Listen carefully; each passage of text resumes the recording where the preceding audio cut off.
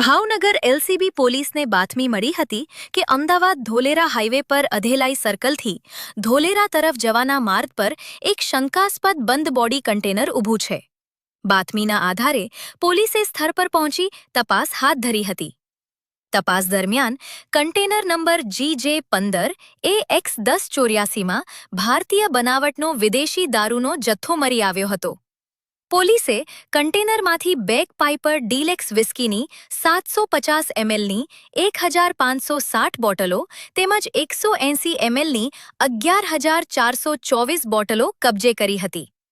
પોલીસે દારૂના જથ્થા સાથે કન્ટેનર મળી કુલ 39,23,640 રૂપિયાનો મુદ્દામાલ કબજે કર્યો છે.